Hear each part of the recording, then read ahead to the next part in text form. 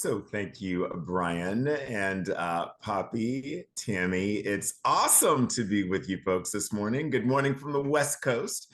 I'm Jacques Whitfield. I am a principal consultant with a public consulting agency, CPSHR. We like to say that we're the other CPS, so we are not Child Protective Services, but we are Cooperative Personnel Services HR. We are headquartered in Sacramento, California, and we do business all across the United States. So I currently serve as a principal and project leader of the Diversity, Equity, Inclusion, and Belonging team, the DEIB team.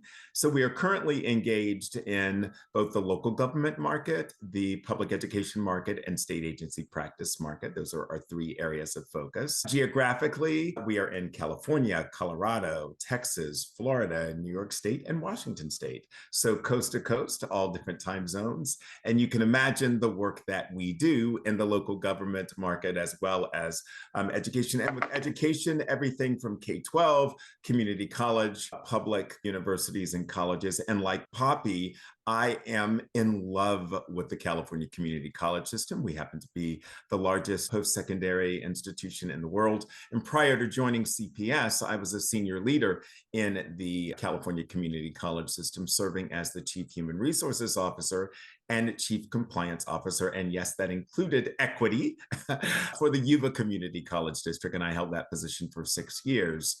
Prior to that, I was a senior leader in the California K-12 system, serving as Associate Superintendent and General Counsel of the Grant Union High School District.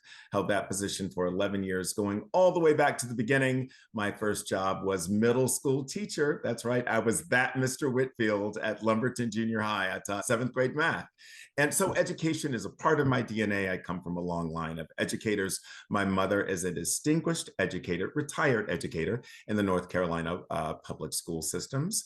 Both of my grandmothers were distinguished educators in North Carolina public schools and New York City public schools. This is a family, as you will soon see, and we all have that family energy. So like Tammy, both of my parents are biracial. I was born in New York City. I grew up in North Carolina. So you can only imagine in the 60s, being born in one of the largest cities in the United States, and then moving to one of the smallest towns in the poorest county, southeastern North Carolina. Robeson County is the poorest county in North Carolina. It is agrarian, it's very rural. There were three distinct racial groups there. There was a huge Native American population there, as well as white and African American. So I serve as my family's formal historian.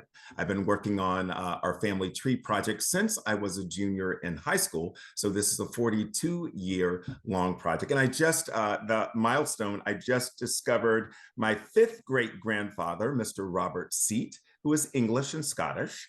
He was actually born in Great Britain, came to southeastern North Carolina. My family's interesting because I'm the 8th generation American. And at least for my family of African descent, the first 3 generations did not even have legal personhood. So imagine, if you will, if my family was able to pass on the wealth that they acquired for others. Well, first of all, I wouldn't even be here. I would own Elon Musk, right?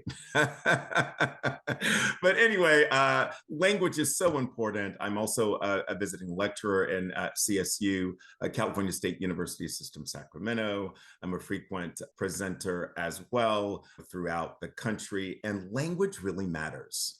Language really matters. And I really love what Brené Brown says: the limits of our language form the limits of our world. And so this book and this work was so critically important to me, because we need to recognize that language is a tool that we can use as a connector to build that connection, belonging, and safety, to build that empathy and compassion. And we get to do that through language. So this work that we're about to share with you is a labor of love. It's a labor of opportunity. It's a labor of resources. It's a labor coming from unlimited possibilities.